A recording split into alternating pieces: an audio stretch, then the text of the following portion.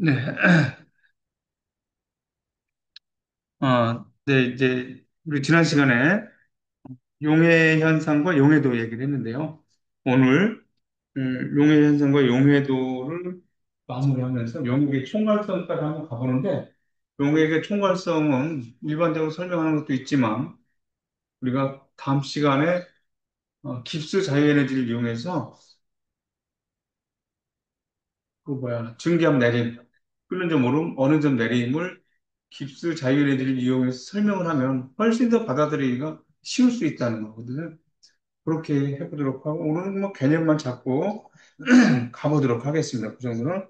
그리고 다음 장으로 넘어가서 이제 여러 항으로 들어가서 엔탈피, 지금 우리가 엔탈피 이야기를 간헐적으로 하고 있지만 반응 엔탈피라고 하는 것들을 제대로 한번 정의를 해보는 것까지 오늘 가보도록 하겠습니다. 그래서 지난 시간에 이어서 여기 한번 보면 우리가 용해되는 것을 우리가 쉽게 얘기하면 이렇게 얘기를 해야 되겠죠. 용질이 있다. 부채로 있다고. 그다음에 용매, 용매, 액체로 이렇게 있다. 그런데 얘네들이 용해된다고 얘기하죠. 용에 대해서 만들어진 것이 뭐냐? 용액이라고 해요. 물에 녹은 것을 수용액이라고 해서 아파서 보통 에이크라고 얘기를 하죠. 음, 여기서 요거를 엔탈피, 지금 뭐 다음 시간에 제대로 정의를 하겠지만, 엔탈피, 우리 연함량 에너지 보통 이런 식으로 받아들이고 있죠. 그래서 용의 엔탈피라고 얘기를 해보자고. 이거 용질이 용매에 녹아서 용해된다고 하죠. 그것을 용액이라고 우리가 얘기를 하잖아요. 그럼 여기 보면 얘네들이 이제 분리되기 전에 딱 자기들끼리 용질끼리 결합해 있고 용매들끼리 결합을 해 있다 이거예요. 그러면 팽창한다라고 하는 것은 분리되겠다는 얘기죠. 이거를 팽창 엔탈피 이렇게 갈 수도 있겠죠. 팽창 엔탈피, 이것도 팽창 엔탈피. 그러면 이걸 팽창시키려면 에너지를 어떻게 되겠느냐? 거죠. 에너지를 흡수해야 되겠죠. 이렇게 팽창 시키려면. 그래서 얘네들은 흡수해야 되는 거니까 이거는 양수가 될 거예요. 얘를 또 팽창을 시켜야 되잖아요. 그리고 이것도 팽창 엔탈피일 텐데 이것도 양수가 될 것이다. 네, 지우고 볼게요. 여기 이제 양수. 얘네들 흡수해야 될 것이다. 얘네들 흡수해서 팽창이 될 것이다. 분리된다. 분리되게 만들었다. 이런 얘기. 혼합된다는 얘기는 얘네들이 이제 안정화되겠다는 얘기죠. 안정화되겠다는 얘기니까 에너지가 작아야 될 테니까 얘네들 에너지를 방출하는 이런 단계가 될 거예요. 그렇죠? 에너지적인 측면에서 봤을 때 이렇다는 거죠.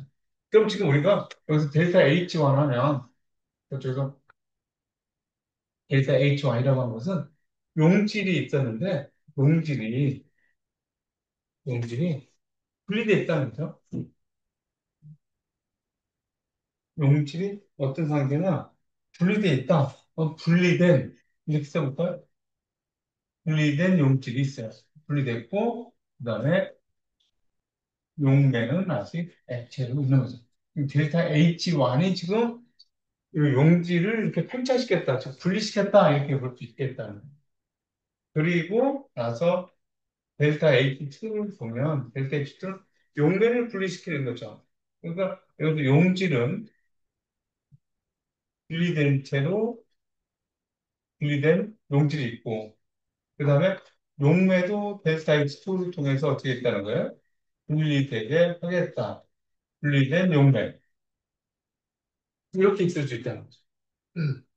얘네들이 이제 분리되고 분리됐으니까 이 사이에 에너지를 흡수했으니까 불안정한 상태가 되겠죠? 불안정한 상태에서 자기들끼리 이제 섞이면서 안정이 된다. 그것이 뭐가 되냐면 용액이 됐다는 얘기예요. 용액. 그래서 델타 H3 이렇게 됐다는 거죠. 델타 H3가 돼서 여기서 델타 H1은 됐지만 델타 H1은 에너지를 흡수할 것이다. 델타 H2도 에너지를 흡수할 것이다. 얘네들은 안정화돼야 되니까 안정화된 상태로 얘네들을 방출하는 그런 상태가 될 거다. 이렇게 얘기를 했었죠. 그러면, 우리가, 이 델타 H 용해라고 하는 것은, 델타 H 용해는 어차피 용해가 되는 건데, 단계를 거쳐서 이렇게 가는 거나, 이거나 마찬가지다. 헬스의 법칙을 얘기하듯이, 그래서 델타 H1, 여기 델타 H2, 그 다음에 델타 H3로 이렇게 나타낼 수가 있다라고 하는 거죠. 그죠? 우리가 이게 물이었다라고 하면, 물로 얘기했다라고 하면, 요 과정이 격자 에너지에 해당되는 것이겠죠? 용질이 분리되는 거니까, 격자 에너지. 그러니까, 뭐라고 하냐, 이온성 수용액이라고 분다고 하면, 그래서 하나를 써놓고 두 가지를 불러니까, 이온성 수용액이라고 한번 써볼게요. 이온성 수용액에다라고 하면, 수용액, 이온 결합 물질의 용질. 그러니까 이것은 격자 에너지에 해당되는 거겠지. 그렇죠? 그 이온 결합 물질의 결합을 끊는 거니까 격자 에너지. 그 다음에 요거 두 개가 섞였다. 용매하고 요런 상태면 요걸 뭐라고 했냐면 원래 수화라고 그러요 수화. 수화돼 있다. 이렇게 얘기할 수 있다는 거죠. 수화, 델타 H 수화, 엔탈피로. 요거는 델타 H 격자, 이온성에 따라가면 요것들이 격자 엔탈피, 소화 엔탈피 이렇게 얘기할 수 있다는 얘기예요. 소화 엔탈피 이렇게 얘기할 수 있다. 어쨌든 노란 것을 위주로 보면서 에너지의 분배가 좀 이런 관계가 있다는 얘기예요.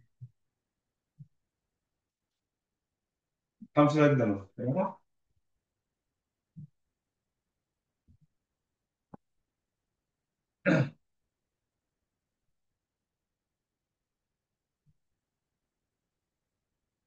그래서 이제 그래서 용해 과정이 이제 발열일 경우에는 델타 H1과 델타 H2라고 하는 것들 이제 분리되는 것은 분리되는 과정을 얘기하는 거죠. 흡열 과정이잖아요. 흡열. 그러니까 델타 H1과 델타 H2는 흡열 과정이 있어요. 델타 H1, 그 다음에 요것도 흡열이었죠. 흡열이었고, 그 다음에 델타 H2. 델타 H2도 흡열이야. 요런 과정. 그 다음에 델타 H3.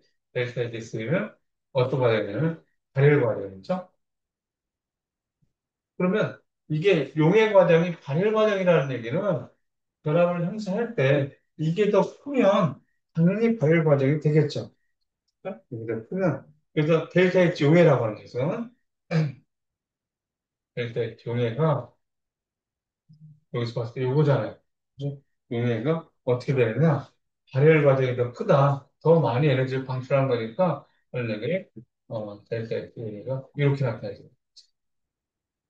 발열이니까요. 대부분이 이런 과정에서 더 안정해지는 거죠. 보통 이제 발열이 에너지가 낮은 상태가 안정하는 거니까 보통 이제 발열 상태 때 더 안정하지만 흡연인 과정도 있다는 거죠. 흡연인 과정도 있는데 델타 H1이 지금 흡연이고 에너지를 그 분리되게 하는 거죠. 용질을 분리되게 하는 거. 이거는 용매를 분리되게 하는 과정이 흡연이었다. 그것들이 분리된 상태에서 이제 델타 H3가 돼서 그것들이 발열했다라고 하면 흡연이 더 큰 상태. 그러니까 용해가 발열이고 흡열이죠. 발열, 아니, 흡열이고 발열이죠. 흡열이고 발열인데, 조금만 했으니까 델타 H 용해라고 하는 것이, 용해라고 하는 것이, 흡열이 더 커야 되니까, 이게 어떻게 돼야 되겠어요? 이렇게 돼야 되겠죠? 이런 과정을 이건 얘기하는 거죠. 예를 들었을 때, 어떤 것이냐면, 우리 NaOH를 물에다 녹이면 열이 방출하잖아요. 그런 경우죠. 뭐 발열 바르는 것, 그다음에 이것들은 NH4CL 같은 것들을 NH4NO3 같은 것들을 물에 녹였을 때 흡열 반응이 일어나. 이렇게 이야기할 수 있을 것 같아요. 별 얘기는 아니고 그냥 나왔을 때 한 번 정도 보고 간다. 그렇죠.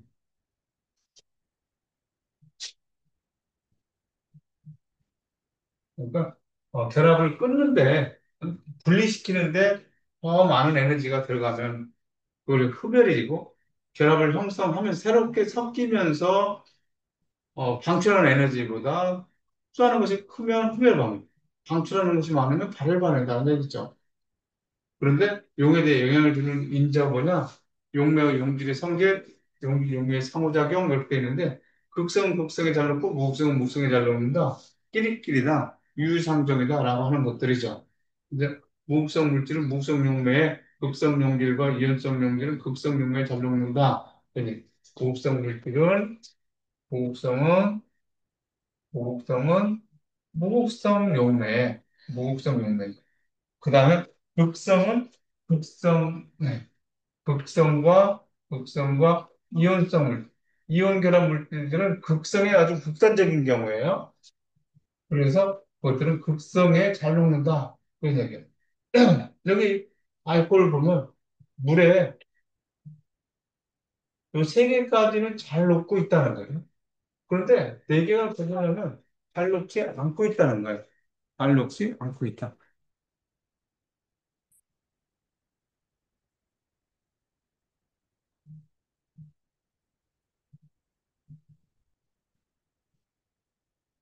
아, 네.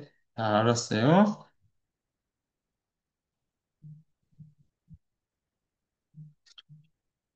자, 그런데 보통 이제 이 알킬기를 얘기했을 때 이렇게 했을 때 요게 이제 친유, 기름하고 친하다는 얘기예요. 친유를 우리는 소수라고 해요. 소원하다, 물하고 결국 친하지 않다는 얘기죠. OH를 친수라고도 얘기한다는 친수라고도 얘기하는데 우리가 어, 탄소들이 쭉 있다고 생각해요. 탄소가 우리가 많이 있는 것들에서 OH 이렇게 있다라고 하면 이렇게 돼 있어요. 그죠? 그러면 얘네들이 여기 비공전자쌍이 두 개가 있고 수소가 이렇게 있어요. 그럼 얘는 물하고 다른 산소의 비공전자쌍하고 이렇게 된 요거하고 이것들 사이에서 여기서 수소 결합이 일어날 수 있죠. 얘네들은 여기 비공전자쌍이 있으니까 물 분자가 있었다라고 하면 요 요거 비공전자쌍 이 수소 간에 수소 결합이 이렇게 일어날 수 있죠. 또 이쪽에서 수소가 또 이렇게 있고, 이렇게 있으면 여기서도 수소 결합이 일어날 수 있어요. 그럼 OH 하나가 있었을 때 수소 결합이 물과 수소 결합이 몇 개가 이루어질 수 있느냐 하면 물과 수소 결합이 세 개까지 이루어질 수 있다는 거예요. 알코올은 그렇죠? 일체 알코올은 그러면 이 OH에 결합되어 있는 한 개당, 요거 한 개당, OH 한 개당 세 개, 세 개의 수정이라고 할 수 있다. 세 개가 물과, 한 개당 물과 H2와 세 개의 수소결합을 할 수 있다. 그럼 물 하나하고 수소결합 했을 때 탄소 한 개를 살려긴다. 그래서 OH 한 개가 있으면 탄소, 탄소 세 개가 녹는다. 이렇게 생각하면 돼. OH 한 개가 있으면 요 물과 수소결합을 세 개 할 수 있어요. 그래서 탄소 세 개까지가 잘 녹는다. 이런 알코올 지금 OH 하나 있잖아요. 그럼 탄소 3개까지는 잘 녹일 수 있다는 얘기예요. 탄소 3개까지. 2개, 물론 잘 녹고, 하나짜리 더 잘 녹아. 그래서 이렇게 잘 녹는다라고 하는 것들로 여러분들이 인지가 통하도록 하자. 요거를 이제 스테르산 나트륨으로 있는데, 이게 또 비누를 얘기하는 거죠. 비누. 응? 비누. 여기가 이제, 침유, 침유, 호수성비, 이렇게. 요쪽 부분이 침수야. 침수. 그래서 이 꼬리 부분, 보통은 이렇게 나타내죠. 꼬리 부분 나타내고, C에, O에, O 마이너스 이렇게 나타내거든요. 요게 침수라는 얘기죠. 요게 침수고, 요게 침유로 나타내진다. 비누가 이런 성분으로 돼 있다. 이렇게 얘기하거든요. 그러면 여기 머리 부분이 있어요. 머리 부분, 이온 머리죠? 이온 머리? 여기를 얘기하는 거예요. 이온 머리라고 하는 거죠. C, O, O 이렇게 돼 있다는 거예요. 여기 탄소들이 이렇게 있고. 그러니까 꼬리죠. 꼬리는 친유, 기름하고 친한 거야. 그러니까 이게 때라고 하면, 때가 기름 성분으로 돼 있으면, 때가 꼬리 성분들이 얘한테 달라붙고, 이온 머리가 친수, 물하고 친하잖아요. 바깥에는 물이 있겠죠? 물이 있는데 땡기는 거예요. 그럼 때가 어떻게 돼요? 찢어지겠지. 때가 찢어지면서 실탁이 된다는 얘기예요. 그럼 걔네들이 계속 때가 찢어지면서 나와요. 태균이라고 그래요. 땡기는 것을 태균. 그리고 가벼워져서 물에 뜨는 거, 기름때들이 물에 뜨는 것을 유화현상이라고 얘기하죠. 우리가 때가 잔뜩 묻어 있는 것들을 셀때나 이런 데다 빨고 보면 때 찌꺼기가 그 표면에 위쪽에 아래쪽이 아니라 위쪽에 막 때가 끼어 있죠. 그런 것들을 유화라고 해서 그 때 기름들이 묻어 있는 것이다. 이렇게 보면 되겠다 이런 얘기예요. 그래서 얘네도 OH도 물과 비슷하게 생겼잖아요. 그리고 극성이고, 그래서 물과 세 개의 수소결합을 할 수가 있고, 그러면 탄소 세 개가 잘 녹는다. 이런 얘기. 탄소 세 개가 잘 녹는다. 이렇게 이해를 하면 되겠다. 세탁 원리에 이런 것들도 친수와 친유로 구분할 수 있다. 이런 얘기예요. 그러니까 수소결합 한 개당, 여기서 있는 그 수소결합 한 개당 탄소 한 개를 녹일 수 있다. 이렇게 이해하면 되겠습니다. 그래서 여기 이런 데서 보면 극성은 OH가 없어요, 얘네들. 그 물하고 물에 녹겠어요, 안 녹겠어요? 물에 용해되지 않는다는 거예요. OH가 없어. 물에 용해되지 않는다. OH가 있어. 그래서 물과 수소 결합을 하는 능력이 있어서 하나, 둘, 셋, 넷, 다섯, 막 이렇게 있죠. 그러니까 이 정도 탄소는 얘네들 잘 녹겠죠. OH 하나당 탄소 3개씩 녹일 수 있었던 거니까 얘네들은 물에 잘 녹고 수용액에 대한 용해들을 증가시킨다. OH기는 수용액에 대한 용해들을 증가시키고 물과 수소 결합을 하는 능력 때문이다. 물과 수소 결합을 하는데 하나당 탄소 하나를 녹인다. 이렇게 여러분들이 이해식을 이해를 하면 좋겠다. 다음에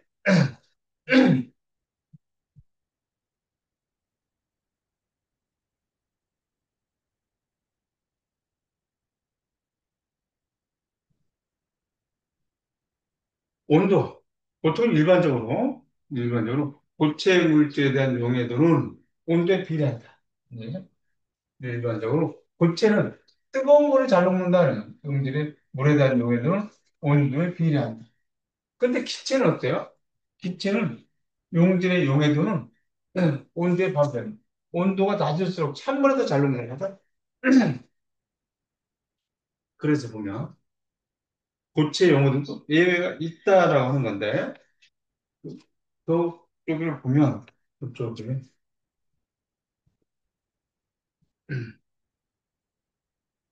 얘네들 있죠.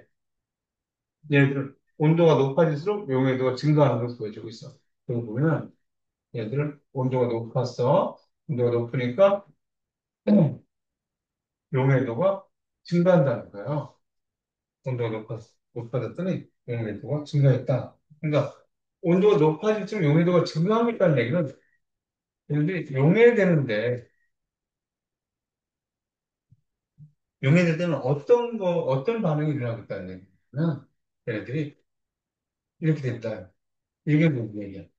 흡별 반응이 일어나겠다는 거야. 그래 용해도가 높았을 때, 온도가 높아졌을 때 용해도가 증가한다는 얘기야. 이게 무슨 얘기냐?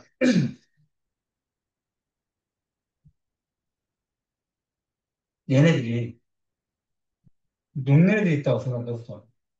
녹내들이 있어요. 그럼 얘네들이 흡열 반응이라는 얘기는 주변에서 에너지를 흡수해간다는 거 아니에요? 그럼 주변에서 에너지를 흡수해가는데 주변을 이렇게 한번 이렇게 그려요. 주변에 열을 가했어. 열을 가했어. 온도가 높아졌어요. 지금 열을 가해서 온도를 높였어. 그럼 얘네들이 흡열이니까 온도가 높아지면 용해도가 어떻게 되겠어요? 증가하겠지. 온도가 높아지면 흡열을 더 흡수할 게 많잖아요. 잘 흡수가 되잖아요. 그렇지? 그러니까 이렇게 이해해요. 흡열이니까 온도가 높아지면 이 흡열이니까 더 잘 흡수하게 된다는 거예요. 흡열이 더 잘 흡수하게 되고 더 잘 용해가 된다는 거예요. 이 얘기를 하는 거. 여기서 요거 있죠. 요거. 그리고 기체는 어때요? 이 두 개의 기체를 있잖아요. 온도가 높아질수록 온도를 높게 했더니 용해도가 감소한다는 거예요. 그러니까 온도가 높으면 용해도가 감소하겠다. 얘기.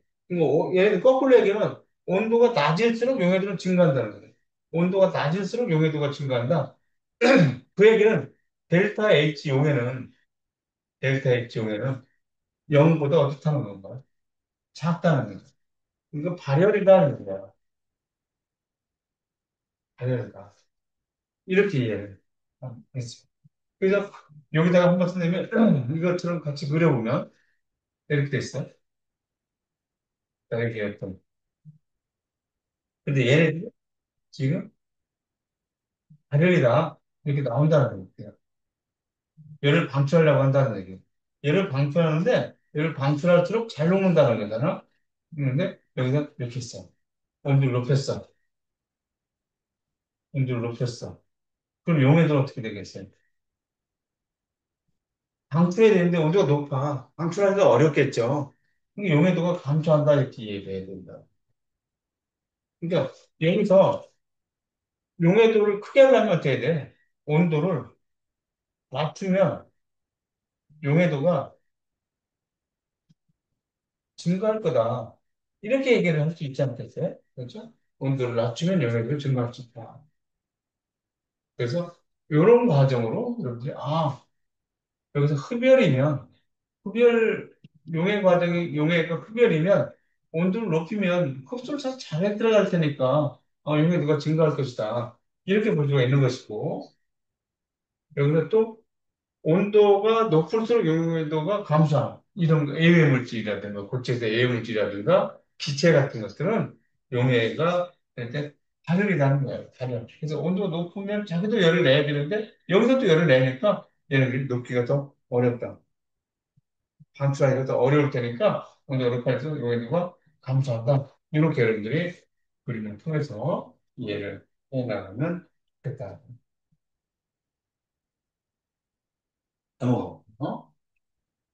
그다음에 용해도에 영향을 주는 인자를 얘기하고 온도 얘기를 했고 지금 온도 얘기를 했고 기체의 경우에는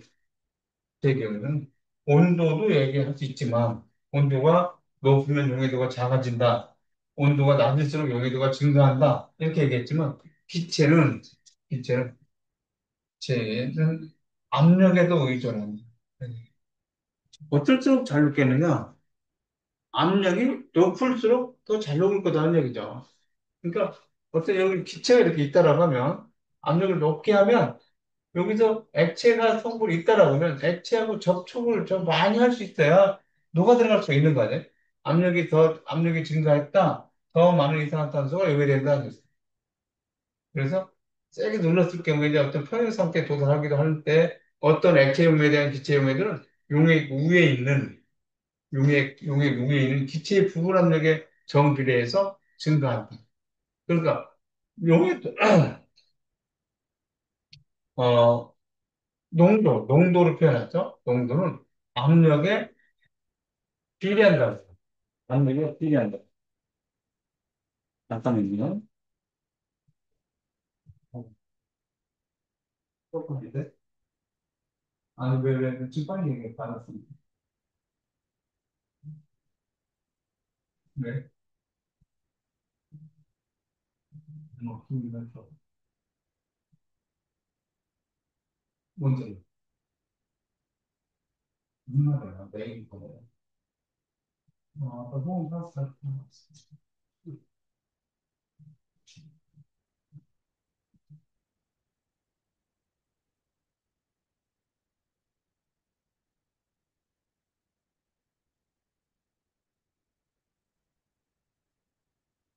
그래서 그 용해도는 농도에 비례한다. 그래서 여기서 헨리라는 분이 얘기해서 헨리상수의 요거를 얘기해서 이렇게 나타낼 수 있다. 그래서 압력이 높아질수록 용해도가 더 증가한다. 어떻게 보면 뭐 당연한 얘기죠. 압력을 크게 해야 그 용액에 더 잘 녹아 들어갈 수가 있다. 이렇게 볼 수가 있겠습니다. 압력이 높아지면 물과 충돌하는 기체 입자수가 증가한다. 이렇게 여기다 한번 메모해 볼게요. 압력이 증가하면 물과 충돌하는 제 입자수가 증가한다. 그래서 용해도가 용해도가 증가한다. 이렇게 얘기를 할 수 있다. 그러니까 헨리의 법칙 얘기하는데 뭐 그냥 이 정도 알고 하면 되겠습니다.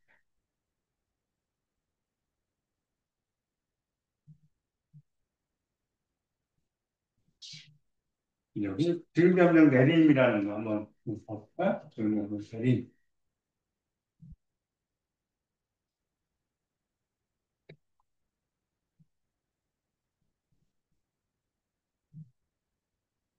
어, 우리가 이제 용매 분자들이 이제 이렇게 보통 얘기를 하죠. 화학 투 같은 데서 용매 분자가 쭉 이렇게 있다가 용질 분자가 들어가면 증발해 나갈 곳에 용질 분자들이 이렇게 섞여 있기 때문에 용질 분자들이 섞여 있기 때문에 용매가 증발을 조금 한다. 그래서 용액의 증기압력이 더 낮아진다. 보통 이렇게 얘기를 하잖아요. 근데 그거보다는 여러분들이 용매가 이렇게 있다고 하면 용매가 이렇게 있다고 하면 여기에 용질하고 용매들이 이렇게 서로 상호작용을 할 수 있다는 거예요. 용지를 이렇게 표현해 보면. 그러니까, 이렇게 설명하기보다는, 선생님은 용매와 용지에 관한 상호작용 때문에, 용매와 용질 간의 상호작용을 하고 있기 때문에, 용액의 증기압력이 낮아진다. 용액의 증기압이 낮아진다. 이렇게 이해를 해야 되겠다는 거예요. 상호작용 때문에,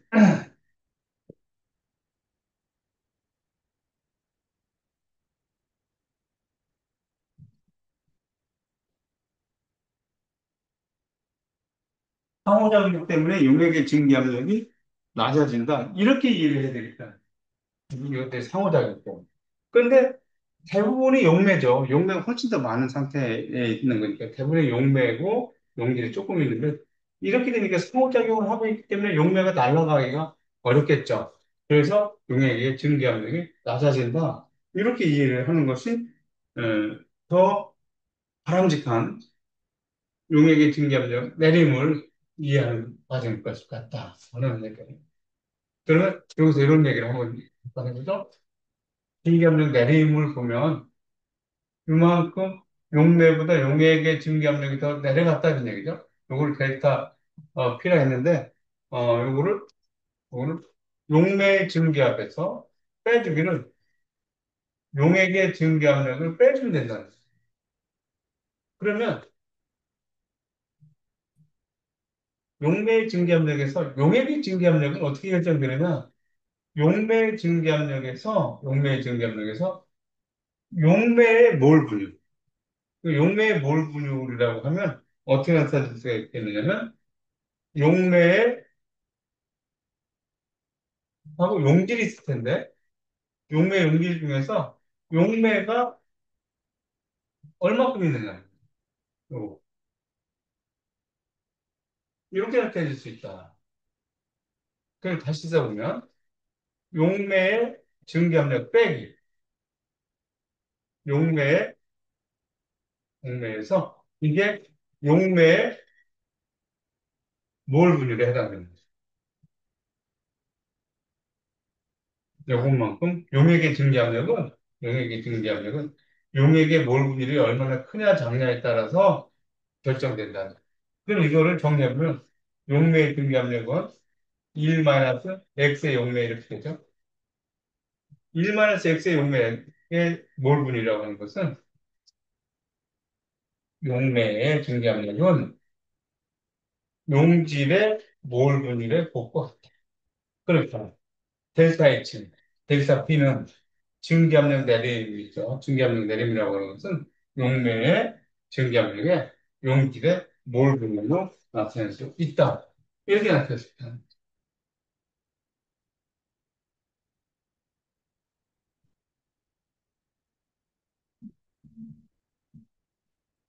그러면 우리 여기서 한번 보면 일단 용매가 물을 용매. 이쪽은 용액이. 이게 더 크다는 거 아니에요? 용액 증기압력이 더 크다. 근데 용액의 증기압력은 어떻게 이해할 수 있다고 했냐면 용매의 증기압력에 용매의 몰 분율로 나타낼 수 있다. 이렇게 얘기했죠. 그래서 용액의 증기압력은 이렇게 용액의 증기압력은 용매의 용매의 증기압력에 그다음에 용매의 용매의 몰 분율 용매의 몰 분율로 나타낼 수 있다. 이걸 우리가 이제 라울 법칙이라고 얘기를 하거든요. 라울 법칙이라고 얘기하는 것이고 증기압력 내림은 이렇게 된다라고 합니다. 근데 이렇게 되는 것들은 우리가 화학투에서 전통적인 방법으로 이야기를 하는 것들이라고 하면 화학투에서 전통적인 방법으로 이야기를 하는 거라고 하면 이제 깁스 자유에너지를 통해서 그것들 또 한 번 더 보겠다는 얘기예요. 다음 시간에.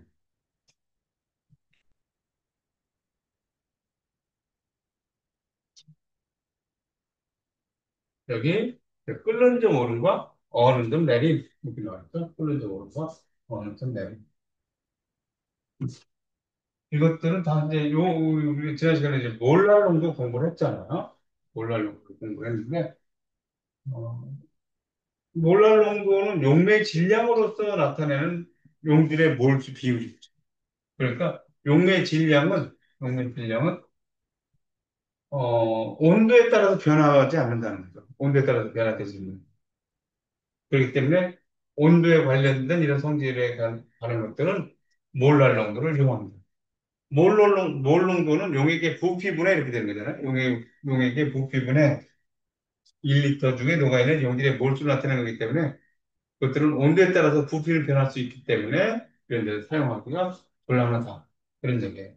그래서 이 실선으로 나타내지는 것이 이제 용매의 물이라고 하면, 이라고 하면 이 점선으로 나타내는 것이 용액이죠.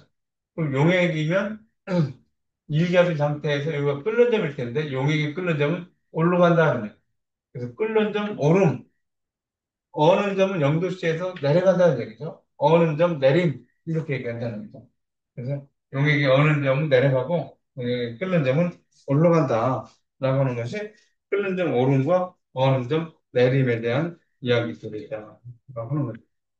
이거는 이제 끊어진 오름. 이 정도 대를 잡고 이것들은 다음 시간에 이야기를 하겠다는 얘기예요.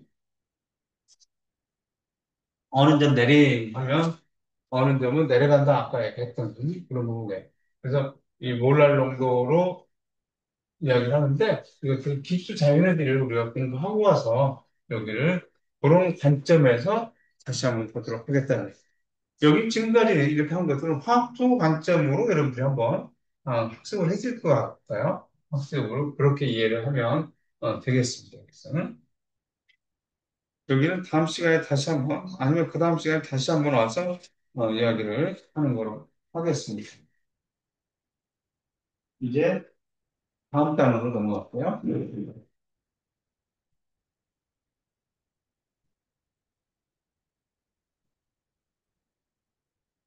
여기까지.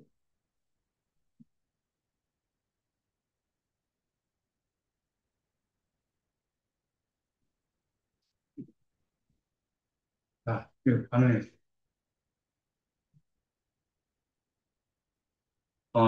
여러분들 선생님 자료 올리는 거 지금 열고 있죠? 열어놨죠? 3단원 물질의 변화와 에너지에서 반응의 탈피는 화학 반응과 에너지, 엔탈피. 근데 우리는 화학 반응에서 나오는 에너지를 이용해서 생활에 편리한 여러 도구들을 사용한다. 생명체가 살아가는 것도 생체 내에서 일어나는 화학 반응을 통해서 그 에너지를 이용하는 것이다. 메테인이 공기 중에서 연소할 때 CH4와 산소의 화학 결합에 축적되어 있는 에너지 일부분이 열 에너지로 방출됩니다. 이 장에서는 화학 반응계의 종류, 발열 반응과 흡열 반응의 반응력 측정 과정, 개 내부 에너지 구성 요소인 일과 열의 의미와 그에 따른 에너지 보존 법칙을 알아보도록 하자. 그리고 화학 반응에서 표준 상태의 정의, 상태 함수, 엔탈피의 개념 및 엔탈피 변화와 헬스 법칙을 알아보도록 해요. 그래서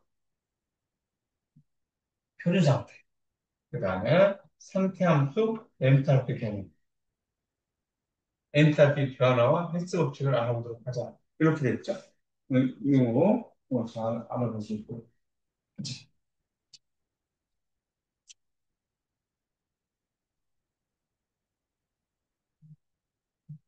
자, 그러면 우리가 개와 주의가 있어.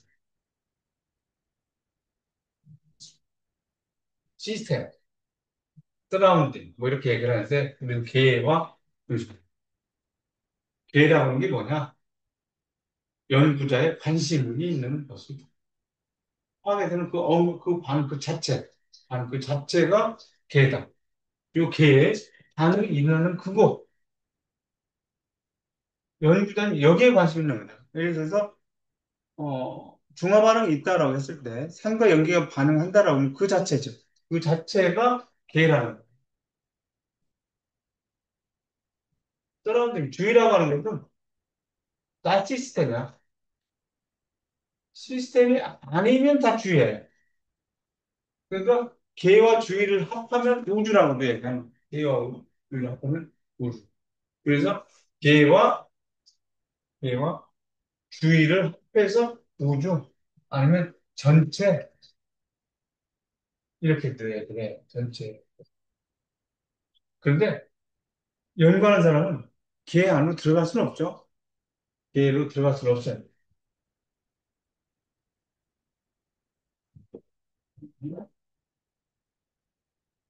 잠깐만요. 어, 어, 어. 그래.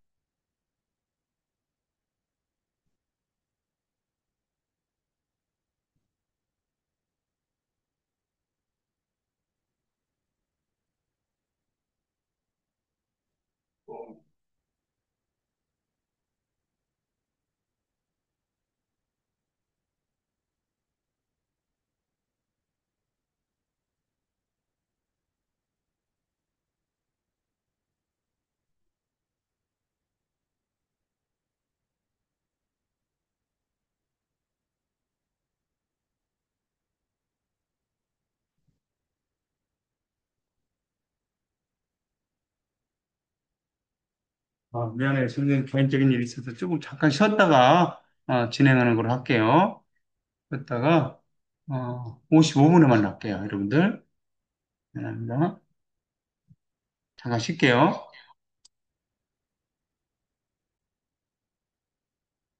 네. 다시 시작할게요. 선생님, 개인적인 일로 전화가 계속 와서 좀 마무리 좀 했어요. 집안에 일이 있어서.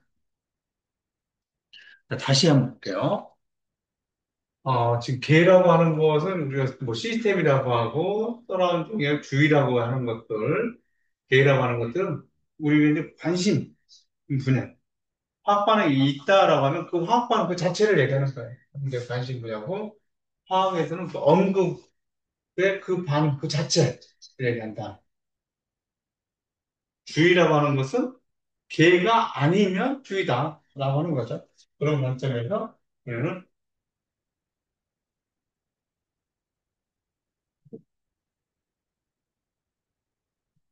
시스템이다 이렇게 볼 수가 있어요. 개하고 주의를 합치면 우주다 하는 거죠. 전체가 된다. 그리고 연구자가 있는 것이 주의다. 우리는 연구자는 개 안에 들어갈 수는 없죠. 화학 반응이라는 그 자체에 들어갈 수는 없잖아요.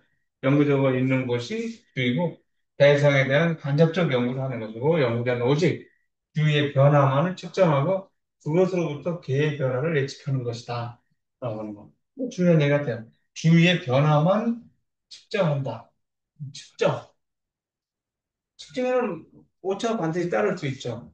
근데 오차가 따르고 그로부터 계의 변화를 예측하는 것이다. 그랬어요. 열린 계하면 물질도 이동할 수 있고 열도 이동할 수 있는 것을 열린 계라고 얘기하고 그 다음에 닫힌 계는 열만 이동할 수 있다. 그죠?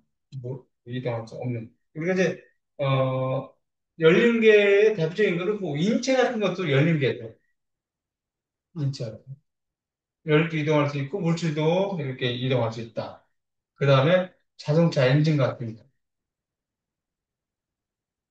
자동차, 엔진 이런 것들이 우리 연료계나 기계가 수 있는 것이고 닫힌 계는 물질을 이동할 수 있고 열을 이동할 수 있고 물질 이동할 수 없다. 건전지라든가 뭐 피스톤 그런 것도 피스톤 이런 것들 얘기할 수 있고 그럼 고립계라고 하는 것은 보온병, 보온병 또 우주에서 뭐가 더 빠져나가고 들어올 데가 없죠. 우주 바깥을 얘기할 수가 없는 거니까. 그렇죠? 이런 것들을 얘기할 수 있다.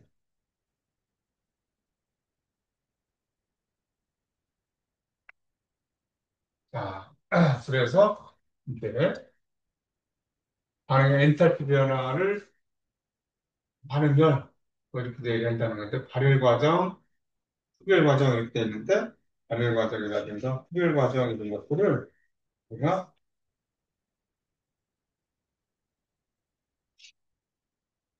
이렇게 합니다. 요게 이제 이렇게 그려서 요거를 우리가 계라고 얘기하고 계 바깥에 우리가 주의라고 얘기한다는 거죠. 계에 대해서 에너지 또는 엔탈피 이 엔탈피가 단순하게 에너지 이렇게만 얘기할 수 없는 아주 복잡하고 다양한 뜻을 함유하고 있지만 크게는 그냥 에너지 이렇게 봐도 돼요. 그 다음에 주위에서는 우리가 이제 일반적으로 얘기하는 거지, 열 이렇게 얘기한다는 거예요.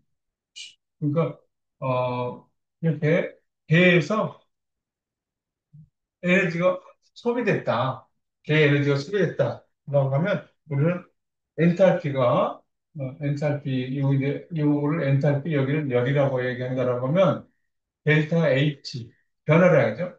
엔탈피가 나갔다, 감소했다. 그러면, 또는 어떻게 된다? 이렇게 된다는 거예요. 주의 열은 올라간다, 이렇게 얘기해요. 이런 것들을 우리가 발열이다, 이렇게 얘기해요. 발열이다. 이렇게 얘기를 하고, 여기가 이제 개야. 여기 주야. 여기 에너지, 여기 엔탈피를 나타내고, 일단. 그러면 여기 주위는 열이라고 얘기하는 거예요. 그럼 여기서 여기를 H라고 하고 여기를 Q라고 한다라고 하면 얘가 에너지를 흡수했다 이거죠. 에너지를 흡수했으니까 엔탈피 변화를 봤을 때는 엔탈피 변화가 증가했겠죠. 바깥에 이렇게 되니까 이거는 열을 감소했을 것이고 이것들이 흡열이라는 거예요. 쉽게 얘기하면 장작불이 타고 있다라고 생각을 해보세요. 그럼 개는 장작불이 타는 것이 개죠. 그럼 바깥에는 뜨거워졌죠. 바깥에는 뜨거워졌어요. 그러면 그 장작불은 어떻게 된 거냐? 그러면 이런 관점에서만 생각하면 바깥에 뜨거워졌으니까 장작불은 차가워졌다 이렇게 얘기하는 것이 아니라 에너지가 낮아졌다 이렇게 얘기한다는 거예요. 그래서 장작불 같은 발열 반응이라고 했을 때 장작불을 타는 것을 발열 반응이라고 했을 때 주위의 온도가 높아진다. 주위의 온도가 높아지면 계는 어떻게 되느냐? 온도가 낮아진다 이런 개념이 아니라 에너지가 감소했다. 에너지가 낮아졌다는 얘기죠. 장작불이 타면서 그 에너지가 열로서 나온 것이다. 이렇게 이해를 해야 된다는 얘기예요. 그죠? 그래서 이 엔탈피에 대한 정의는 단순히 그냥 에너지라는 관점, 열합량이라는 그런 관점으로만 얘기할 수 없어서 우리가 정의를 명확하게 해야 되는데 일단은 이렇게 가도록 하자는 거예요. 엔탈피가 걔가 가지고 있는 에너지, 함량, 이렇게. 그래서 발열 과정 하면, 발열 과정이라고 하면 이런 과정이겠죠? 엔탈피가, 엔탈피가 감소했다. 그러니까 엔탈피라고 하는 것은 어디의 관점에 개에 대한 관점이에요. 개에서. 개의 엔탈피가 감소했다. 여기서 엔탈피가 증가했다라고 하는 것은 개의 에너지, 개의 엔탈피가 증가했다. 별 얘기가 없으면 우리는 개를 중심으로 이야기를 하고 있다. 이런 얘기입니다. 그러니까 이런 것들 지금 엔탈피가 감소했죠. 엔탈피가 감소했다는 얘기는 초기에 CH4가 두 개의 산소하고 반응해서 이산화탄소하고 두 개의 물이 이렇게 나왔다라고 하면 델타 H가 지금 감소했다. 엔탈피가 감소했다는 게 이렇게 돼요. 이게 무슨 얘기예요? 발열 반응이라는 얘기예요. 근데 발열 반응. 여기 나온다. 그러니까 주위를 열이라고 얘기한다. 그래서 계로 들어가면 에너지, 열합량, 엔탈피 이렇게 얘기한다. 이거는 지금 물이 H2가 얼음이죠. 얼음이 녹았다 이거야. X 상태로 녹았다. 그럼 델타 H가 어떻게 됐느냐? 증가했다는 거죠. 열을 흡수했다. 그러면 얘네들의 열합량은 증가했다. 이렇게 얘기한다. 열합량은 증가했다. 에너지는 증가했다. 이렇게 얘기를 한다. 이런 얘기죠. 흡열 반응에 일어난 것이다. 이렇게 얘기를 한다. 이런 관점으로 생각하잖아요. 이건 지금 열이 들어왔다. 어디로 들어갔다? 개로 들어갔다는 거예요. 개의 엔탈피가 증가했다. 에너지가 증가했다. 열이 나왔다. 어디로 나왔어요? 열은 주위로 나온 거죠. 그럼 개의 엔탈피는 감소했죠. 개에 있는 에너지가 나와서 주위에 열로서 나가는 거니까. 그렇게 이해를 해라. 하는데.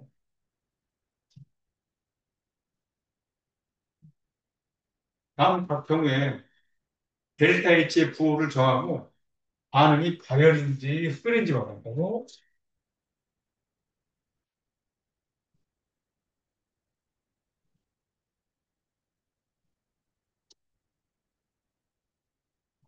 엔탈피 도표를 그려봐라. 그래. 수소하고 산소가 반응해서 물이 만들어지고 있다. 그래서 285 이렇게. 자, 이렇게 여기다 이렇게. 그래서 발열 반응이죠. 발열 반응이면 가능한 계 안에는 엔탈피라고 하고 엔탈피는 어떻게 됐다? 감소했다라고 얘기하는 거예요. 그래서 그래서 H2 기체 그다음에 2분의 1의 O2의 기체가 돼서 H2의 액체가 됐다는 거예요. 이건 반응 계에서 일어났어요. 반응 계에서 285kJ만큼 주위로 에너지를 방출했다. 열이 방출했다. 그러니까 엔탈피는 어떻게 되느냐? 엔탈피는 285.8kJ만큼이 감소했다. 마이너스를 붙인다는 거죠. 엔탈피는. 이렇게 된다. 이렇게 해라.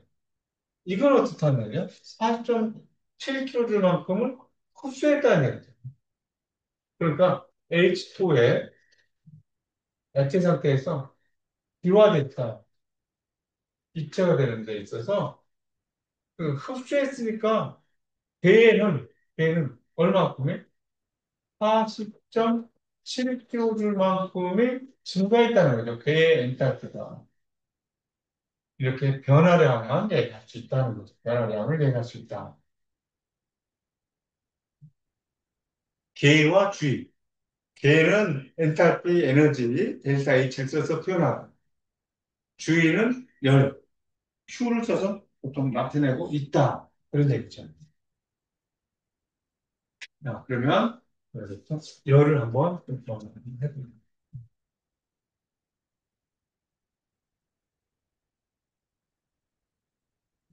선생님이 그래서 그냥 쓰려고 하다가 그럼 정리도 안 될 것 같아서 이렇게 하는데요. 열 뭐라고 정의하고 있느냐? 고온체에서 저온체로 흐르는 에너지 이렇잖아. 뭐 쓰고도 고온체에서 저온체로 흐르는 에너지. 고온체에서 저온체로 흐르는 에너지를 열이라고 한다. 고온 물질에서 저온물질을 해놓으면 뭔가 흘러가죠. 그래서 열평의 상태에 도달하잖아요. 그때 그 에너지를 얘기한다. 그러면 Q는 어떻게 표현을 했으면요.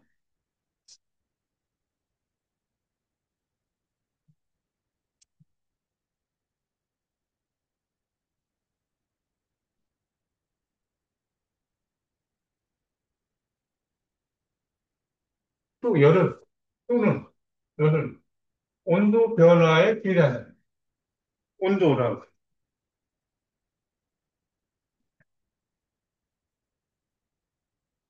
이름이 열이라고 하는 거 있죠. 열이라고 하는 것은 두 가지 일을 하는 거 있죠. 아, 열은 두 가지 일을 하고 있어요. 우리 잠깐만 정리해볼게요. 열이 있어요. 열은 온도를 변화시키기도 하죠. 온도를 변화시키기도 하고 상태를 변화시키기도 해요. 두 가지를 해요. 온도를 변화시킬 때는 상태는 일정해. 상태는 일정해. 상태를 변화시킬 때는 온도는 변하잖아요. 온도가 일정해. 그래서 여기 두 가지였는데 온도가 변할 때는 상태가 일정해. 이렇게 온도계를 측정이 가능한 것을 현열이라고 해요. 현열. 현열은 그래서 온도계로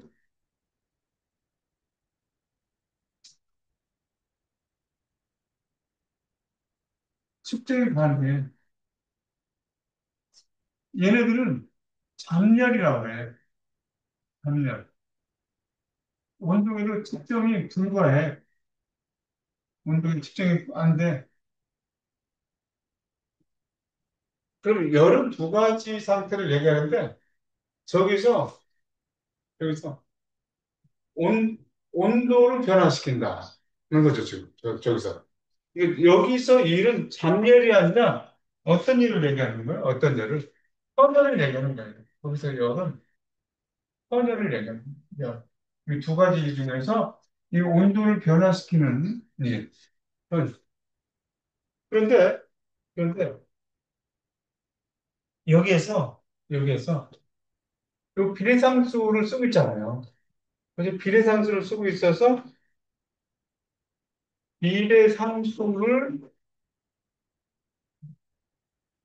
도입을 해서 비례한다 했을 때 비례상수를 도입을 해서 등호로 만들어주는 거예요. 등호로 만들었어요. Q는. 비례상수를 뭐라 쓰냐면 이렇게 써요. 하고 델타 T는. 대문자 C야, 이거. 대문자 C라고 나타내는 거예요. 비례상수를 도입해서 저렇게 나타내는 거예요. 여기서 열 용량 나오죠. 여기서 우리는 저거를 대문자 C 있잖아요. 이 대문자 C를, 그리고 지금 대문자를 얘기하는 거예요. 대문자 C를 얘기하는 거예요. 대문자 C를 열용량으로 표현하는 거예요. 열용량으로 표현하는데, 그러면 그 열용량의 대문자 C의 정의는 어떻게 되겠느냐 하면, 델타 T분의, 델타 T분의 Q, 이렇게 나타내시죠.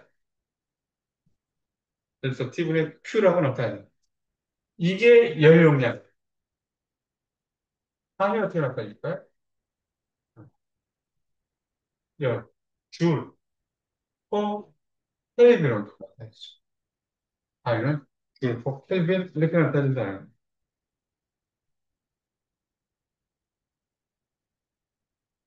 그럼 여러분들 1도 C나 1도 K는 같은 건가요? 1도 C하고 1켈빈 온도가 같아요? 그렇지 않죠. 같지 않죠. 여러분들 그 켈빈 온도는 잘 알겠지만 섭씨 온도에다가 273.15 만큼을 더한 거죠. 그러니까 섭씨 온도는 어떻게 된 거야? 섭씨 온도는 켈빈 온도에 켈빈 온도에 마이너스 273.15 이렇게 되는 거죠. 273.15가 섭씨 온도가 되는 거예요. 그럼 1켈빈 온도라고 하는 것은 마이너스 272.15 켈빈 도씨가 되는 거죠. 그러니까 1도씨하고 1도 K는 틀려요. 하지만 간격은 100등분했고 얘도 100등분한 거예요. 얘도 100등분했다. 그러니까 1도씨의 온도 변화량이나 1K의 온도 변화량은 어때요? 서로 같은 거야. 요거. 이거는 1도씨하고 1K는 다르지만 변화량은 같다는 거죠. 변화량은 같다. 예를 들어서 어떤 물질의 열용량이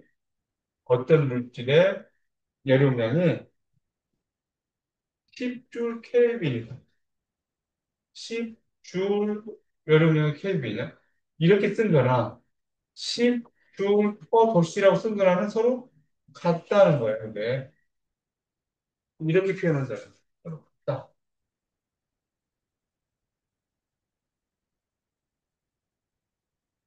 열량 표현을 어떻게 하느냐? Q는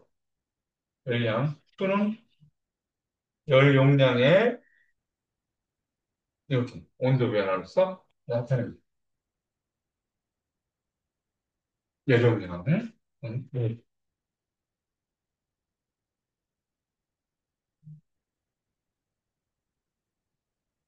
그럼 비열은 뭐냐? 그럼 비열은 뭐냐? 비열은 우리 보통 C를 써요. 비열도 C를 쓰는데 이 C가 여기서 소문자예요.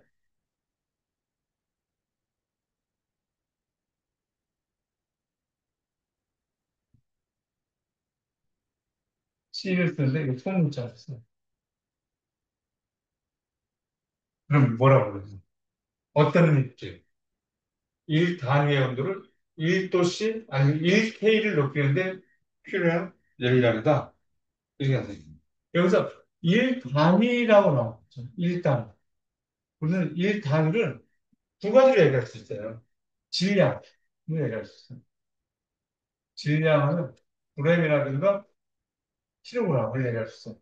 어떤 물질 1g의 온도를 1도씨 높이는 데 필요한 열량을 비열, 1kg을 1도씨 높이는 데 필요한 열량을 비열이라고 합니다. 또는 질량이라고도 얘기할 수 있지만 이것들은 몰로 얘기할 수도 있다. 뭐 1몰, 몰 비열 이렇게 해서. 그러니까 비열하면 C로 나타내지는데 소문자로 나타내죠. 있죠? 통째로 나타내는데 어떻게 표현되냐면 얘들 열 용량 있죠. 열 용량을 물질 양으로 나눈 거야. 물질 양으로 나눠서. 그러니까 이 물질 양으로 나눠지는 이런 것들이 어떻게 되느냐면 질량으로 나눠지는 경우가 있어요. 질량. 열 용량을 질량으로 나누는. 그래서 이런 것들을 질량 비열 이렇게 얘기합니다. 질량 비열. 또 열 용량을 몰수로 나타냈어요. 몰수로 나타내는 것을 뭐라고 얘기하냐면 몰 비열 이렇게 얘기합니다. 열용량 그러니까 열용량은 비열 곱하기 물질량이 곱해져 있는 거예요. 열용량 그 자체가 비열에다가 물질량, 질량이 곱해져 있든 아니면 몰 비열, 몰이 곱해져 있든 이렇게 돼 있다는 거예요. 그러면 이것들의 반이 한번 생각해 보면 열용량 줄 퍼 켈빈이죠.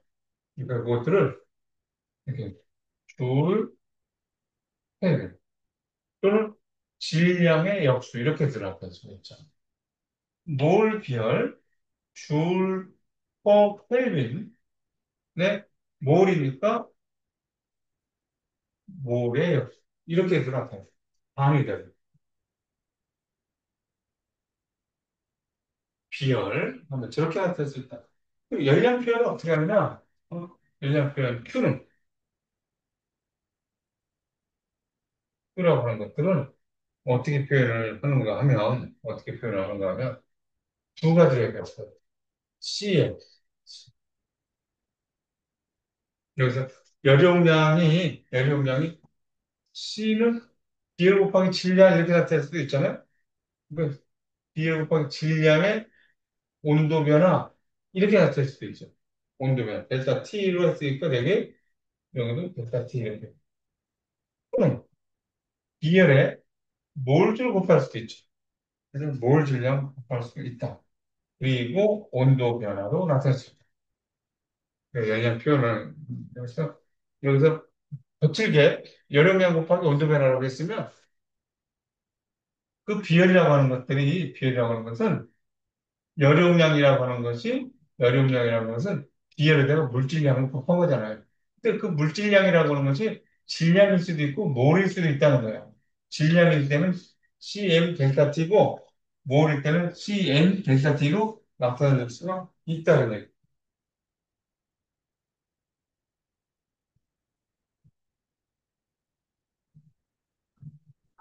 자, 열 용량과 비열 이렇게 정의를 해서 한번 정의를 해놔야 되겠습니다.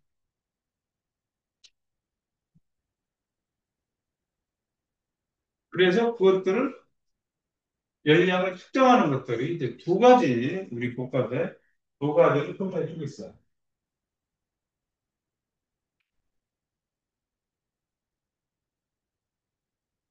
113페이지 가보도록 할게요. 열량계가 두 개 보이죠? 그렇죠. 113페이지에 3-5에 스타이렌 컵 열량제 그 다음에 3-6에 통열량제 이렇게 나와 있는데 폴리스타이렌 컵 열량제라고 하는 것들 한번 보도록 하죠.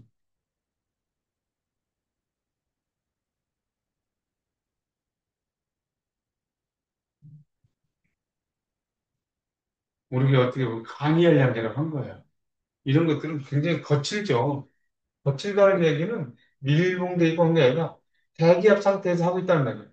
그러니까 여기서 일정한 압력이라고 하는데 일정한 압력 연락이라고 하는데 대기압의 상태에서 하는 거다라고 생각하면 돼요.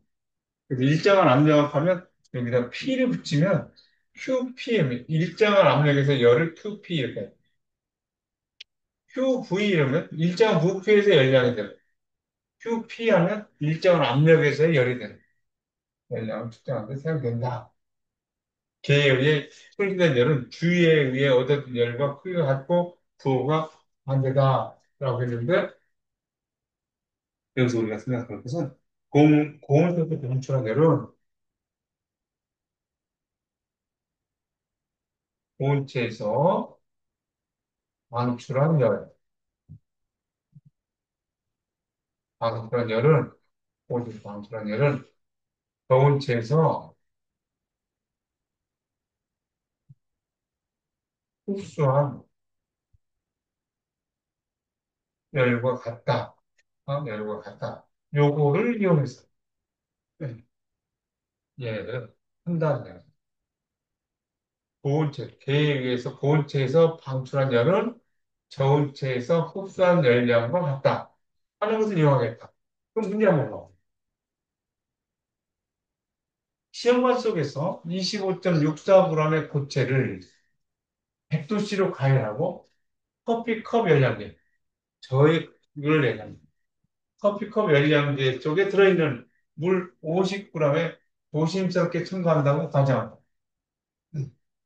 물의 온도는 25.10도씨에서 28.49도씨로 변화했다. 고체 비열 용량을 더해. 고체 비열 용량. 지금 고온체가 누구예요? 고온체 고체를 좀 100도씨로 가열해놨다 이거예요. 고체를 100도씨로 가열하고 물 온도는 저온체가 누구야? 저온체가 물이야. 물 이렇게 생각하죠. 얘네들이 서로 같다는 거야. 그러면 고온체에서 방출한 열을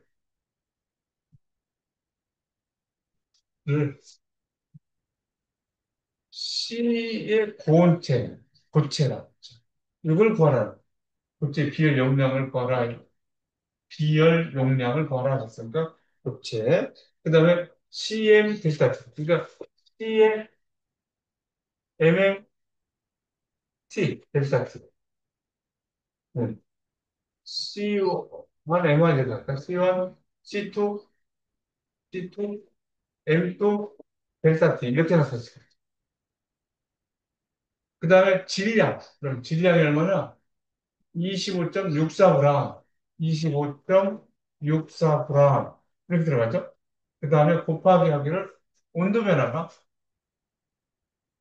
어, 고체를 100도씨로 가열해서 처리됐다는 거죠. 고체를 20 몇 도씨가 됐어요. 평형 상태가 된 것이 28.49도씨야. 28.49도씨에서 100도씨 이렇게 되겠어요. 이거는 저온체에서 흡수된 물이니까 물의 비율을 4.18, 4.18 줄 퍼 g의 도씨. 이렇게 해서 4.18 g 도씨. 주어지지 않았지만 앞에 선생님이 4.18 요거는 이제 우리가 주어지겠죠. 비율이었으면 주어졌을 텐데 여기서 주어지지 않았지만 선생님이 이렇게 적용하면 그리고 물이 몇 g이면 50g이 50g에 곱하기 온도 변화가 28.45도씨로 변했으니까 28.49도씨 마이너스 25.10도씨 이렇게 변했어요. 이게 지금 저쪽에 도씨를 다 썼었으니까 도씨에서 25.10도씨로 이렇게 되겠죠. 그래서 이것을 계산해 보면 C의 고체 비율이 0.450, 0.450 줄 비열 용량 g으로 얘기했으니까 그그 다음에 절대 어떻게 도씨를 K로 바꿔도 괜찮다는 거죠. 그럼 도씨를 K로 바꿔도 괜찮다.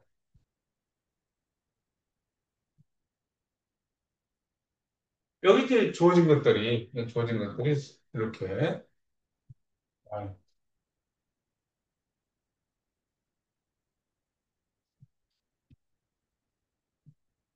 그 다음에 넘어가서 홍열량계를 보면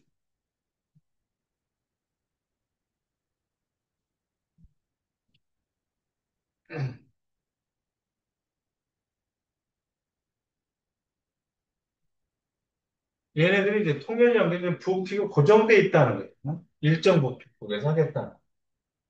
더 정밀한 열량 측정을 위해서 전체 열량계의 열용량을 보정해 주시- 이렇게. 일정 부피에서 방출된 열, 일정 부피, QV죠.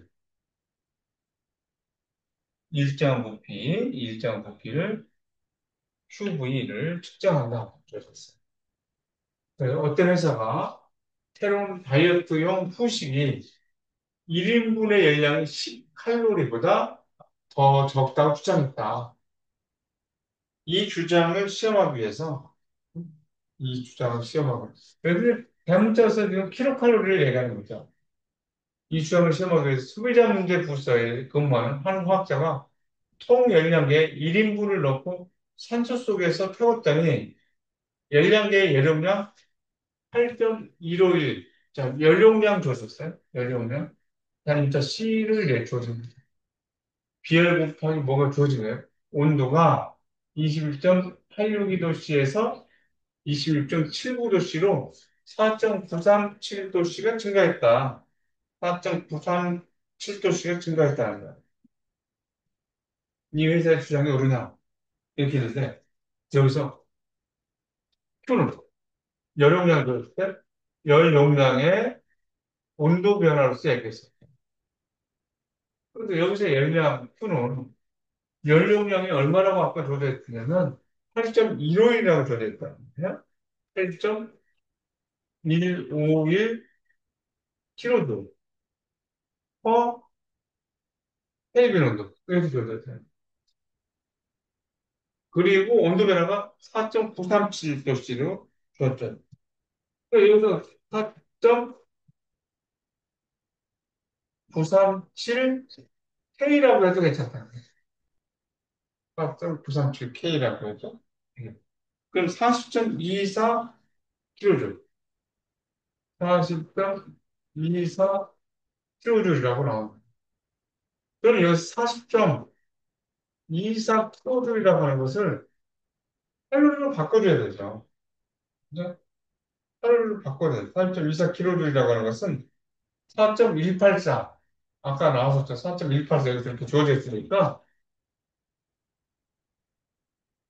1 킬로칼로리는 1 킬로칼로리 4.184 킬로졸 이렇게 나타나지는 거니까 이 킬로졸을 이렇게 곱하고 이렇게 나눠보면 킬로칼로리가 도대 나오죠. 그럼 여기서 나오는 그 킬로칼로리가 얼마냐? 9.63, 9.63 킬로칼로리다. 이렇게 죠 지금.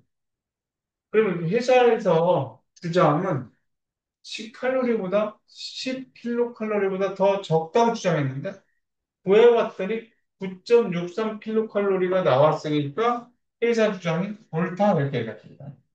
회사 주장이 옳다.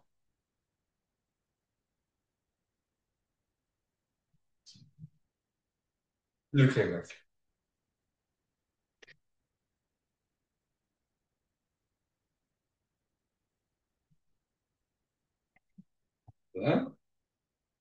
내부 에너지.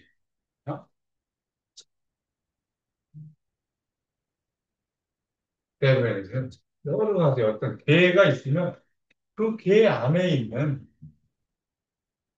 개의 입자가 가진 여러 가지 에너지들이 있겠죠. 개의 입자가 가진 여러 가지 에너지가 있는데 우리가 너무파하게 다루는 것은 개의 입자가 가진 포텐셜 에너지, 위치 에너지, 그리고 운동 에너지의 합, 즉 역학적 에너지의 합으로 얘기할 수가 있다는 내부 에너지. 반드시 물질 내부 에너지의 변화가 수반되는데 그 내부 에너지라고 하는 것은 최종 나중 거에서 처음 거를 빼준 것이고 생성물에서 반응 물질을 빼주는 거면 된다. 근데 내부 에너지가 증가했다. 라고 하면 주위로부터 에너지를 흡수한 것이고 내부 에너지가 감소했다라고 하면 주위로부터 에너지를 방출한 것이다. 그러니까 처음보다 내부 에너지가 작아지면 에너지는 주위로 방출됐다. 어디에서?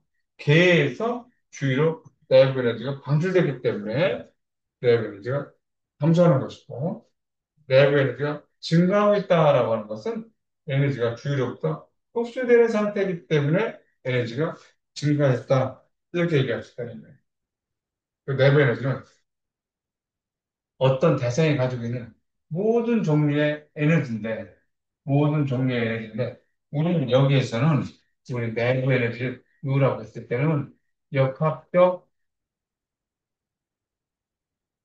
에너지로 국한한다는 얘기. 역학적 에너지로 국한한다. 그 역학적 에너지는 포텐셜 에너지하고 운동 에너지의 합으로 얘기되는 거죠. 그렇죠? 그래서 내부 에너지는 역학적 에너지를 국한해다. 요것만 하겠다. 화학 에너지도 있고, 뭐, 핵 에너지도 있고, 뭐, 여러 가지 에너지들이 있겠지만, 위치 에너지와 운동 에너지에 국한해서 다른 것도 다르지 않고, 그래서 어떤 대상이 가지고 있는 에너지 함량은 알 수 없고, 절대적인 에너지 함량이라고 얘기 들릴 것 같아요.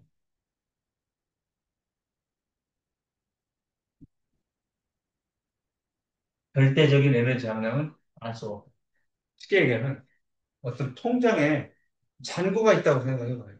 통장에 100만 원이 있다면, 어떤 통장을 봤더니 100만 원 있어.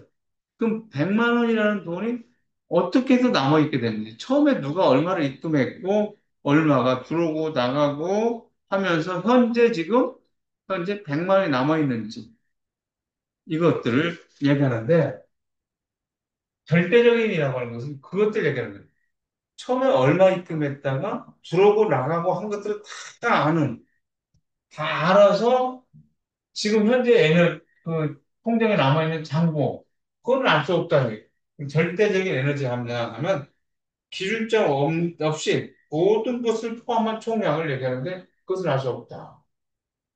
그 대상의 상태 변화가 일어나고 에너지 함량의 변화가 일어날 수 있는데 오직 그 차이만 수.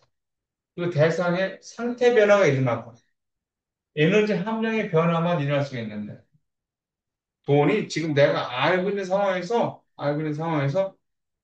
100만 원이 100만 원이 있었는데 10만 원이 빠져나갔다 하면 90만 원이 된 거고 10만이 들어왔다면 110만이 되고 이것만 알 수 있다는 거죠. 얼마가 들어오고 나가냐. 현재 상황에서 얼마가 들어오고 나가느냐를 가지고 그것만 알 수 없다. 그래서 그 에너지 함량의 변화가 일어날 수 있는데 오직 그 차이만 알 수 있다. 측정이 가능하다. 에너지는 절대적인가? 절대적인 거 뭐라 했어요? 아까 통장 잔고로 봤을 때 누가 얼마를 입금했고 얼마를 썼고 얼마를 입금했고 또 얼마를 뺐고 그러니까 이런 것들을 모두 다 아는 것들을 얘기하는 거예요. 그것들을 아는 것이 아니라 절대적인 값이 아니라 언제나 차이값만을 알 수 있다. 언제나 그 차이값 즉 어떤 대상의 에너지 함량의 변화량을 내부 에너지라고 한다. 에너지 함량의 변화량을 내부 에너지하고 얘기를 한다. 100만 원 있으면 10만 원을 뺐으면 90만 원 남았고 10만 원이 들어왔으면 110만 원이 됐고 그거밖에 모른다는 거예요. 절대적인 값은 모른다. 얼마큼부터 에너지가 있다가 빠져나가고 들어오고 이런 것들은 알 수가 없다. 우리가 얘기하는 내부 에너지라고 하는 것은 그것들만 얘기하고 있다. 현재 상태만을 얘기를 하고 하는 것이다. 이런 얘기예요.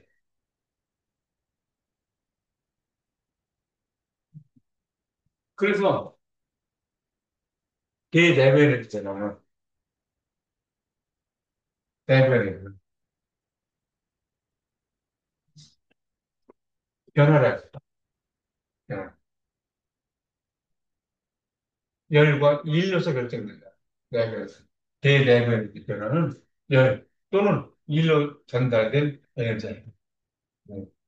그러니까 두 가지. 통장의 잔고는 내가 입금한 것들도 있지만 외부 계좌를 통해서 입금돼 들어오는 것도 있을 수가 있죠. 그것들 두 가지로 통장 잔고가 결정될 수 있다.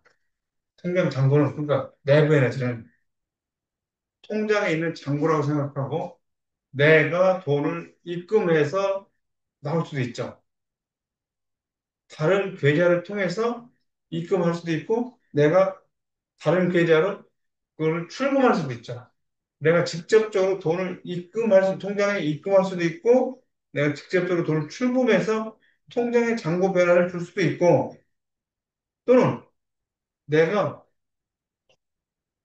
내 통장에 돈을 다른 계좌로 보낼 수도 있죠. 이체할 수도 있고 누군가를 통해서 받을 수도 있고 그래서 통장에 잔고가 남는 것처럼 레버리지는 열과 일 두 가지로서 결정된다는 거예요. 축을 안 쓰면 걔가 주위로부터 열을 받았다는 얘기고 또가 쓰면 주위로 열을 방출했다. 걔가. 그러니까 걔 안에 그러니까 레버리지 걔 안에 얘기를 하는 데 있어서 걔가 주위로부터 열을 받으면 양수, 열을 방출하면 음수. 일을 걔가 일을 행하면 양수. 주의 일을 행하죠. 일을 주의가 개의 일을 행하면 개를 중심으로 봤을 때 에너지가 증가한 거죠. 개가 주의 일을 했다는 것이면 부피를 봤을 때는 부피가 증가하면 이런 얘기가 됩니다. 증가하면 바깥으로 일을 했다 이렇게 얘기할 수가 있다는 겁니다. 자, 근데 우리가 하나 이해해 주지. 등온 가격 팽창이라는 게 있어요. 등온 온도가 일정하고 가격이라고 하는 것은 정반응과 역반응 일어날 수 있는 걸 얘기하죠. 그런데 팽창한데 온도가 일정한 상태에서 등온 가격 팽창. 이게 무슨 얘기냐? 온도가 항상 일정하게 유지가 돼야 된다. 등온이니까. 그리고 무한히 느리게 진행된다. 말이 무한이지? 어? 무한히 느리게 진행됩니다. 이론적 과정이 실제로 일어날 수 없다. 실제로 일어날 수 없다. 그러니까 그러니까는 항상 일정하게 유지가 되고 무한히 느리게 진행된다라고 하는 것은 평형 상태를 유지한다.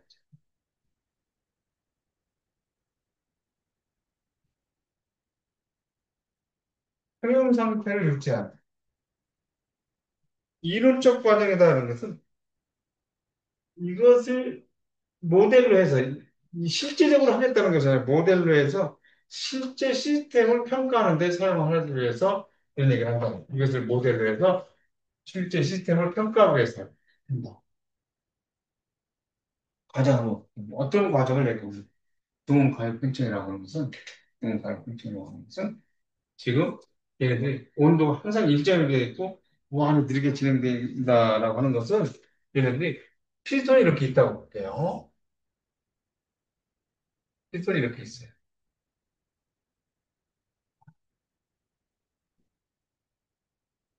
이렇게 있어. 여기서 지금 초기 압력, 이 내부 압력이 10기압이라고 생각해 보자고요. 10기압. 그러면 초기에 여기를 그 외부 압력이라고 합니까? 외부 압력도 10기압이에요.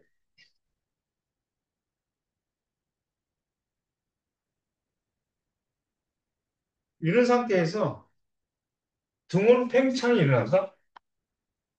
등온 팽창.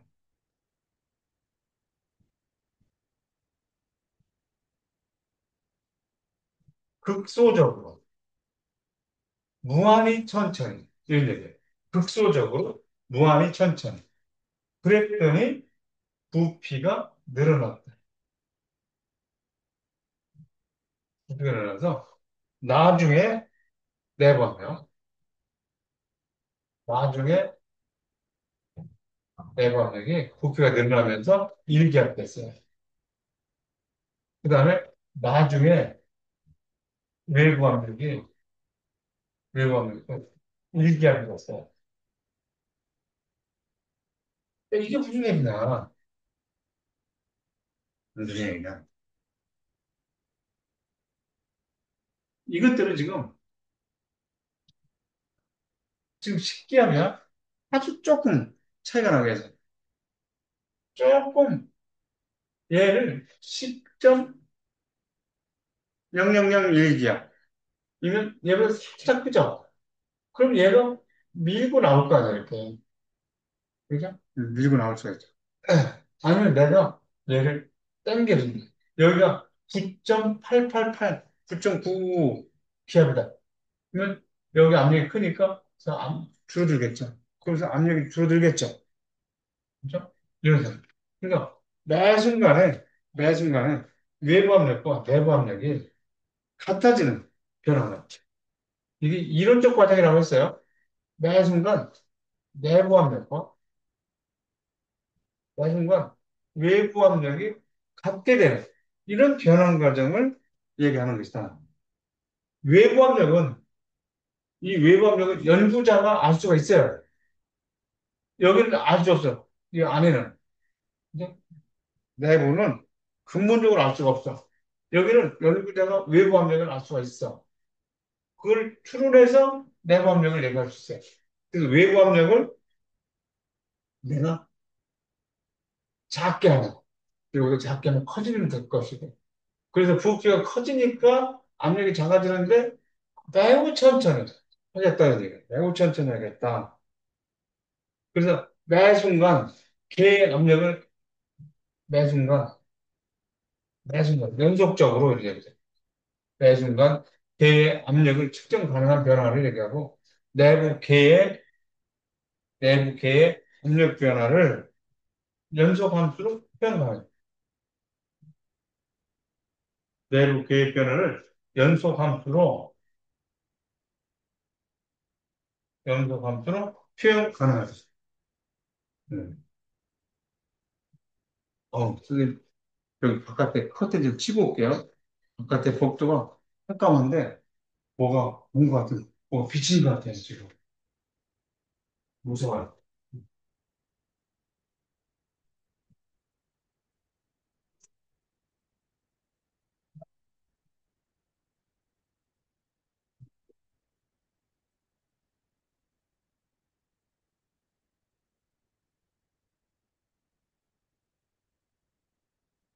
연속 함수로 표현 가능한.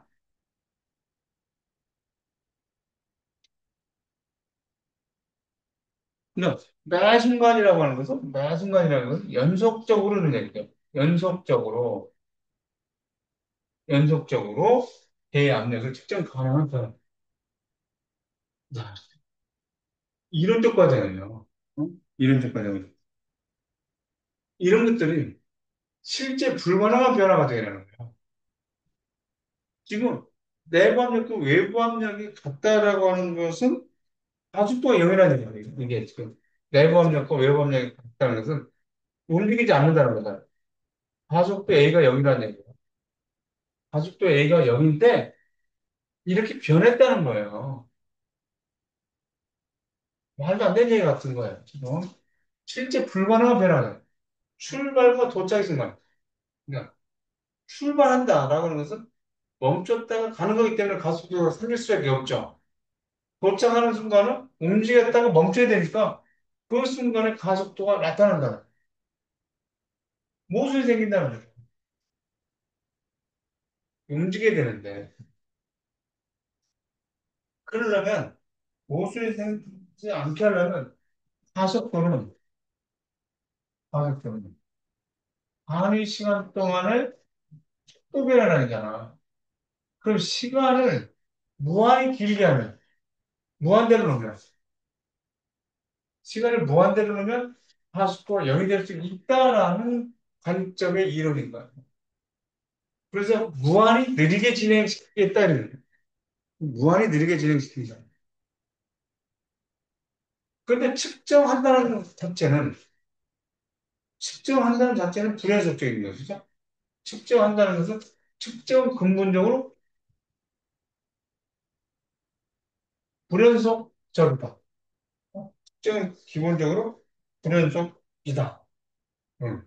저는 기본적으로 그런 쪽이다. 그러니까 외부 압력의 변화 방향을 외부 압력의 변화 방향을 극소적으로 바꾸어도 개 방향이 바뀔 수 있다. 네. 개 방향이 바뀔 수 있다는 자체가 가역적이다는 얘기예요. 그러니까 내가 얘를 땡긴다. 10, 지금 이쪽 압력을 9.998로 했어요. 9.998로 했어요. 998로 만들었다가 살짝 조절을 잘못해서 그거보다 좀 커졌어. 10.0001이 됐어. 그러면 이렇게 오던 것들이 이렇게 갈 수도 있다는 거예요. 국소적으로, 다른 국소적으로 바뀌어도, 조금만 평형의 상태에서 조금만 바뀌어도 이게 앞으로 갔다 뒤로 갔다 할 수 있다는 얘기죠. 앞으로 갔다 뒤로 갔다. 그래서 등원 가역 팽창이라고 하는 것인데, 등원 가역 팽창은 이렇게 극소적으로 이것을 이용했어요. 하속도 얘기하면 시간을 무한대로 놓고서 이렇게 변화시키는 과정을 얘기를 하고 있다는 얘기예요.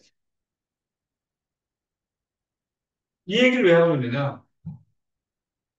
우리 교과서에서, 우리 교과서에 나오고 있기 때문에 얘기를 하고 있는 거예요. 자, 그러면 조금 더 진행합니다. 2일, 2일 나와. 114점. 2일 하면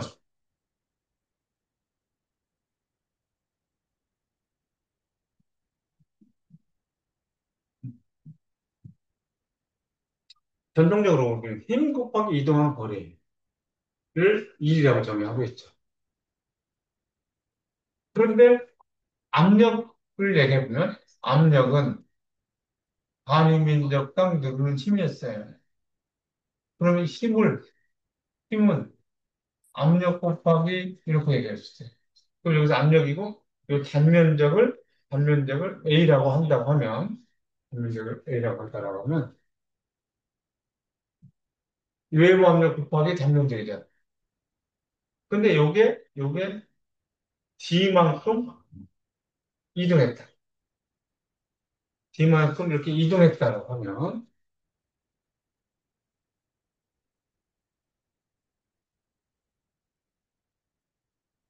D만큼 이렇게 이동했다 하면, 단면적은 A겠죠.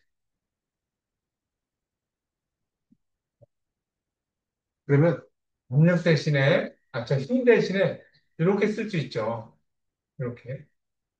그러면 A 곱하기 D라고 하는 것은 요거잖아. 델타 V잖아. 그렇죠? P 델타 V. 이렇게 해서 때는. 그러면 여기서 마이너스를 붙인 걸 왜 마이너스를 붙였냐? 걔가 주에 일을 했다는 얘기예요. 이것만큼 일을 했잖아요. P 델타 V만큼 일을 했다. 마이너스라는 얘기는. 그러니까 여기서 에너지가 소비됐다는 거예요. 그러니까 이런 것들을 팽창하면서 한 일을 팽창일이라고 한다. 그럼 팽창일이라고 하는 것은,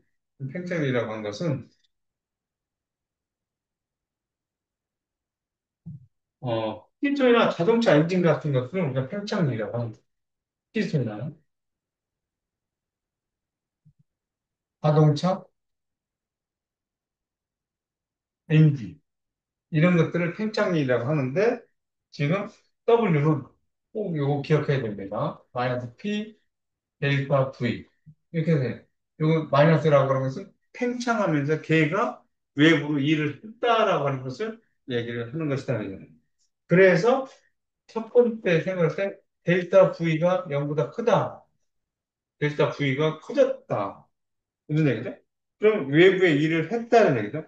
외부에 일을 했기 때문에 W는 음수가, 이 일은 음수가 돼야 돼. 걔의 에너지가 어떻게 됐다는 거예요? 걔의 에너지는 감소했다. 걔의 에너지를 감소했다. 두 번째, 델타 V가 음수다. 그런 것은 걔가 일을 받은 거죠. 그렇죠. 그러니까 W는 일을 증가하게 되고, 걔의 에너지, 에너지는 증가했다. 이렇게 됐어요. 걔의 에너지는 증가했다.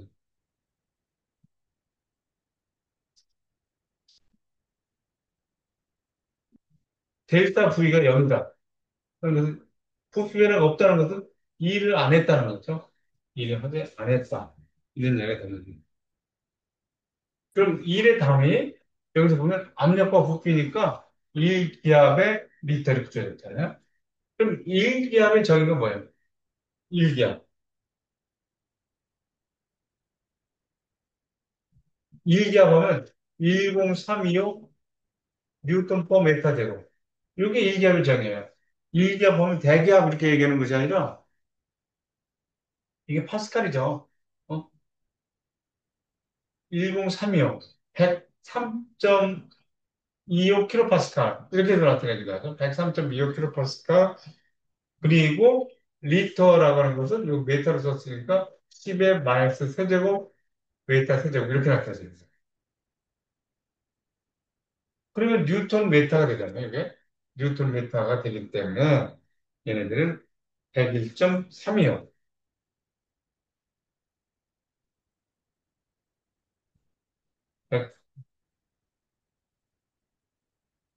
101.3이요. 101.3. 101.3이요. 101.3이요.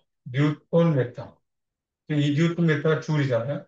그 101.32를 죽을 이렇게 나타내요. 1기압 퍼 리터라고 하는 것은. 요게 이제 팽창률에 대한 얘기들이에요. 팽창률. 요런 거 들어가면서 팽창률. 비팽창률이라고 하는 것은 개의 부피 변화가 없는 일출입을 얘기하는데 이건 정기적인 일들이 보통인데 정기적인 일이라는 건 뭐예요? 전자가 도선을 타고 이동을 하잖아요. 그죠? 근데 그것들이 직접 보통 부팽창을 일어나는 건 아니죠. 필라멘트에 전자가 가서 불이 들어온다거나 했을 때 그런 일들은 비팽창일이라고 하는데 이거는 전기화학에 가서 주로 할 거니까 여기서 넘어가도록 하겠습니다. 그래서 일이라고 하면 어떤 대상이 가지고 있는 일 함량은 알 수 없다. 절대적인 일 함량은 알 수 없다는 얘기예요. 절대적인 일 함량을 알 수가 없고 그 대상, 절대적인 거 아까 얘기했죠. 통장 잔고라고 생각한다고 하면 그 돈에 입금이 얼마큼 돼 있다가 돈이 들어오고 나면 그 모든 총량을 얘기하는데 그것은 알 수가 없고 현재 그 대상의 상태 변화가 일어나고 일 함량의 변화가 일어날 수 있는데 오직 그 차이만을 측정할 수 있다. 예. 그래서 일은 절대적인 값이 몰라. 이 절대적인 값이 아니라 언제나 그 차이 값을 알 수가 있는데 어떤 대상의 일 함량 변화량을 어떤 이 함량 변화량을 우리는 이라고 한다는 거예요. 일. 그러니까 일과 열은 그 차이값을 얘기하는 거예요.